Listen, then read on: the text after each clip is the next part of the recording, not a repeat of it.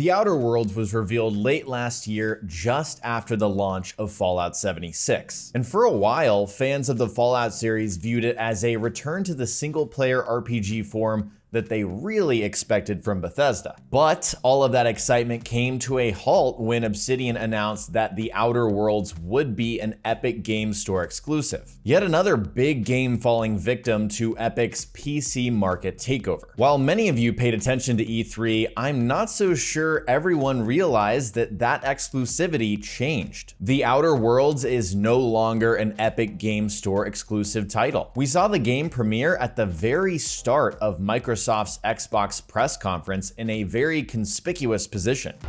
The corporate model is the oldest and most efficient structure history has ever shown us. It opened E3 as the very first game that anyone saw at a press conference, and it was given the Xbox AAA treatment as if it was going to be an exclusive for the console. But that wasn't the case, obviously. The reason is that The Outer Worlds is coming to the Xbox Store on PC. Not only will it be included in the Xbox Game Pass for PC, but you can also pre-order the thing standalone right now via the Xbox beta app on Windows 10. I'm sure I don't have to tell you that Epic has had a really bad reputation lately with its storefront. The cycle has been that people get really excited for the announcement of a new game, but then lose all of that excitement because it's revealed to be an Epic Games Store exclusive. Metro Exodus is a prime example of that, but hey, guess what? That is no longer an exclusive either on the Epic Store. You can go grab that right now on the Xbox Store beta. To me, Xbox is in a fantastic position here. They're breaking the exclusivity on big AAA games. They're reinvigorating their presence in the PC market. And at the same time, they are accomplishing their goal of bringing their games to as many storefronts as possible. This is a huge win for Microsoft, but at the same time, it's a huge loss for the Epic Games Store. When Epic launched its storefront late last year, the perception was completely different. This was to be a big win for developers since they only wanted a 12% cut versus Steam's whopping 30%. Where Steam was a laissez-faire marketplace with no regulation,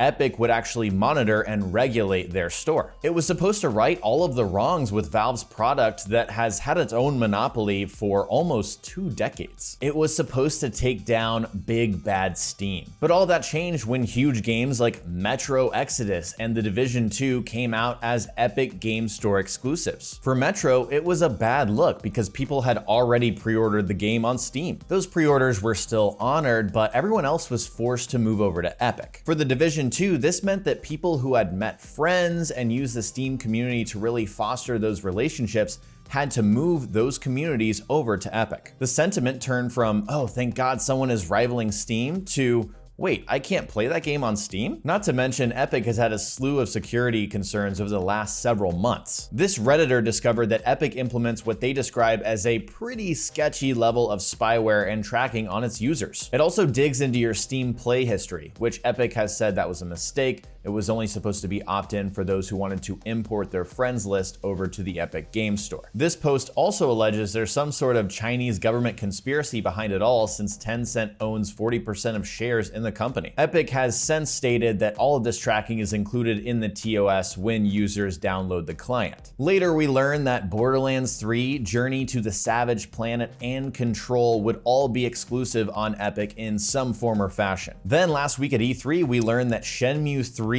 Zombie Army 4, and Auto Chess would all get exclusivity. And people are understandably angry about Shenmue because that game was originally kickstarted, promised to be on Steam, and then later picked up by Deep Silver, the same publisher of Metro Exodus. Lost in all the headlines since the very beginning, Epic Games Store exclusive usually means not on Steam. And that fact was confirmed with Microsoft's big splash at E3. We are thrilled to share that Xbox Game Pass for PC launches in open beta today. These games are going to be offered on the Xbox Store app, but not on Steam. While Microsoft is preaching platform agnosticism, they're certainly not going to bat for Valve. Steam is still a major competitor in that space, so I totally get that. But this still marks the first time we've seen another major player come and offer their games at the same time as Epic. It makes me wonder, what were the terms for Metro Exodus's exclusivity that allowed Microsoft to swoop in and grab it up? The game is still not offered on Steam, and Valve even has their initial message still on the product page about why it's not offered on their store. I'm just speculating here, but to me it feels like there's some sort of behind the curtains, under the hood, conditional exclusivity that says these publishers can offer their games on other platforms and storefronts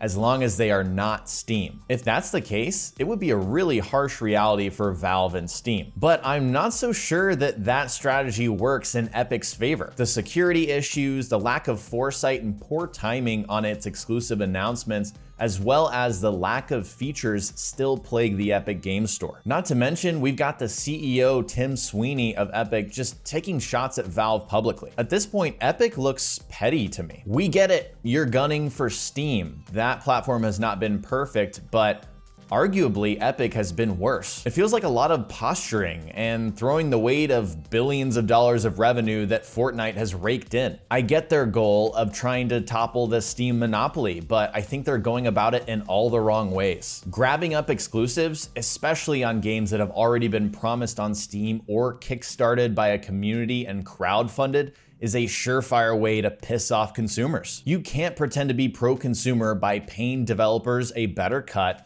but also turning around and limiting where players can play their games. Exclusives are inherently anti-consumer. Telling people where they have to buy and play games is anti-consumer. This is obvious, and Epic is playing with fire by pretending that they know what is best for gamers. At the same time, Epic has had such a bad reputation since it launched the store in December that now suddenly turning around and offering those games on the Xbox store as well is probably also a bad move. Would you rather buy a game from a storefront that muscles its way to relevancy and that you can't trust with your data? Or would you rather buy your game on the Xbox store? We don't know what's going on under the hood there yet, but avoiding the Epic Games Store nightmare is a route that I see a lot of people taking. If you have that option, what would you take? Right now, I'll be buying The Outer Worlds on the Xbox app. It seems like a no-brainer, and Microsoft is actually delivering on its philosophy of breaking down barriers. My team and I are single-minded in our resolve to bring everyone the games they want, to connect everyone to play with the friends they want, and to empower everyone to play wherever they want. They've spearheaded an industry-wide effort to bring games to all platforms. This is why we keep innovating hardware and services.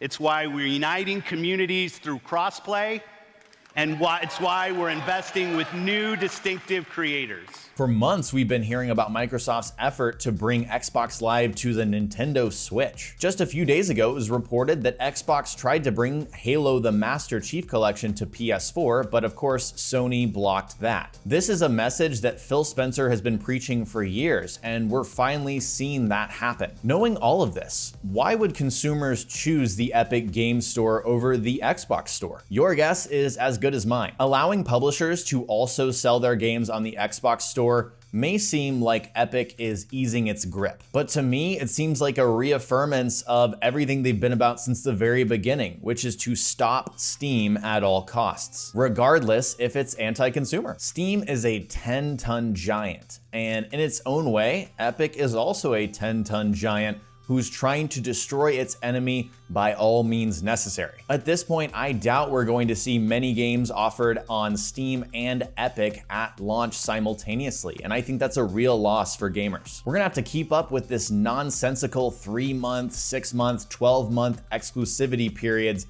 and it's all distracting us away from what we really want to be doing, which is just playing video games. The Epic Games Store is a corporate cash grab masquerading as a pro-consumer revolution, an attack on Steam. And the only people who don't seem to realize how hypocritical and dumb it looks is Epic themselves. That's it for me, so I'd love to hear your thoughts. Are you happy The Outer Worlds is coming to the Xbox Store on PC? Were you boycotting this game because it was coming to Epic exclusively before E3? And do you feel Epic is going the wrong way about its competition with Steam? Let me know what you're thinking in the comments section below. If you enjoyed this video, remember to give it a like and also share with your friends who might be interested in the same thing. If you want to see more videos like this, make sure you're subscribed. I'm working on this format and trying to hone and refine it even more, so I'd love to see your feedback as well in the comments below. Thanks so much for watching, and I'll see you next time.